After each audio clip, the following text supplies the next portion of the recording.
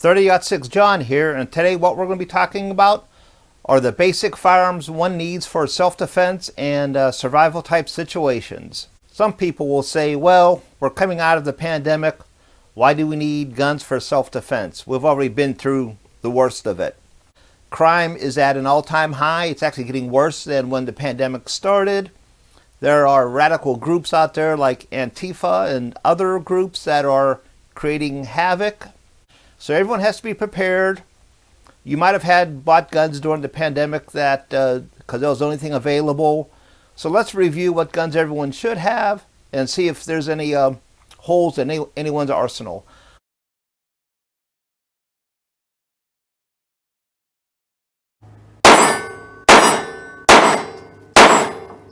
The most important firearm a person has, the one that will probably save the person's life or keep them from grave harm, is the everyday carry, concealed carry handgun. Now, what handgun should everyone get?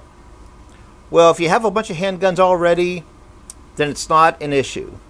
If you're just buying your first handgun, then I recommend getting a common popular handgun, something like a full size or duty size 9mm, like this right here. This is a Springfield XP.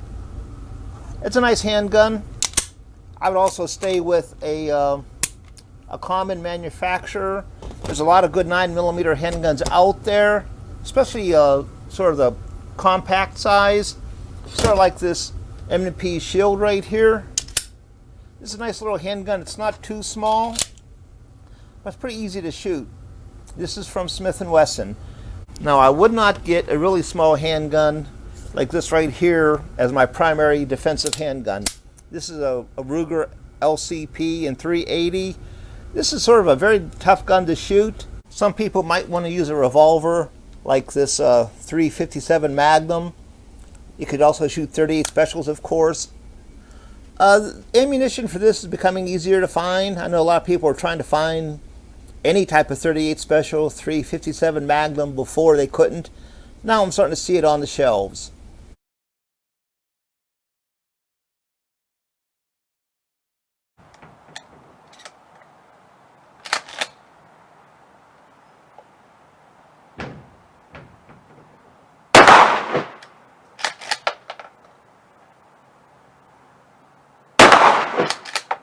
The next most important firearm is going to be your home defense or your store defense firearm. Those people that own and operate small stores, they are attacked by criminals all the time. A lot of them do have firearms for self-protection. A lot of them use a shotgun. Recently there was an incident where a guy was attacked by 3 or 4 bad guys. They actually had AR-15s. And he stopped the whole attack with one shot from a shotgun. This here's a Remington 870 pump. Has an extended magazine tube. Something like this is ideal for self-defense in a store or at home. One reason why you use a shotgun is because it has short range, decisive stopping power. Now, this is a 12 gauge, and that's fine. 12 gauge ammunition is very common. This is a 20 gauge.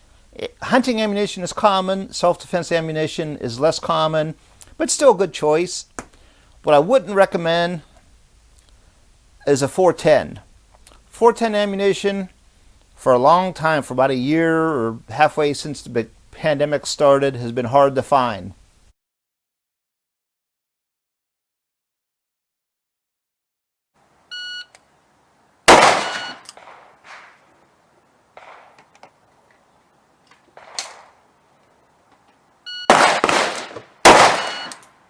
Everyone should have a defensive carbine or rifle, probably an AR-15 type like this.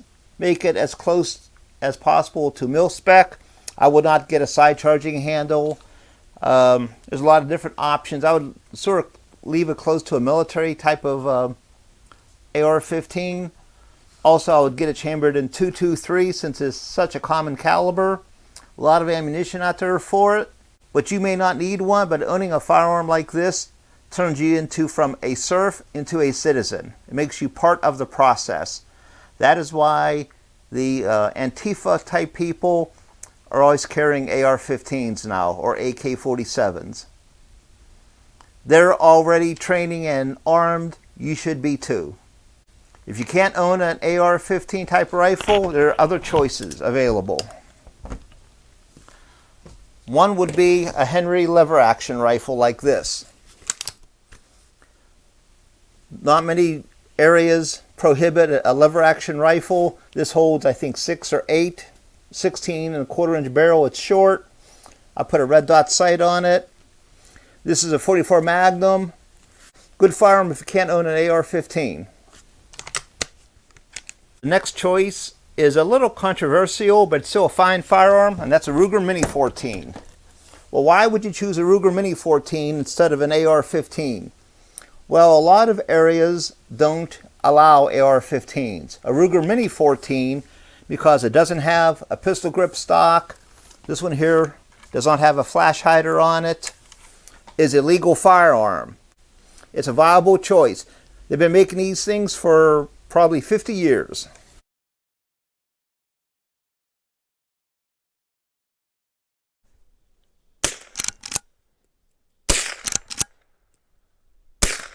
In a survival situation, everyone sort of thinks, yeah, you can shoot small game and stuff like that.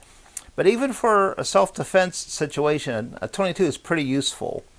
Something like this 10-22. This is a 10-round magazine here. This right here is a 25-round magazine. In a pinch, for a non-gun person, something like a Ruger 10-22 works.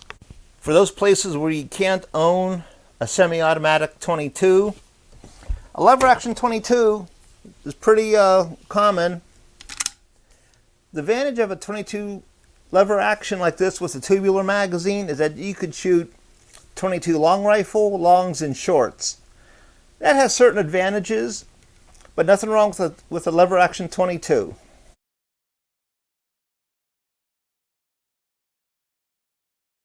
Next on the list is a bolt-action centerfire rifle. .308 is very common. During the great ammo shortage, it did disappear for a while, but it was one of the first cartridges to come back. There's a lot of .308 sitting on the shelves at gun stores these days. A lot of other people will want some other cartridge, 6.5 Creedmoor, 30-06, 270, 300 Blackout. None of those are as common as the .308 Winchester. Something like a Scott rifle, like this one right here. This is a Ruger Scott rifle. Bolt action. I have a Leopold VX6 1:6 scope on it. It takes Magpul Accuracy International pattern magazines. So it's a detachable box magazine. Very reliable. Ruger 77 action.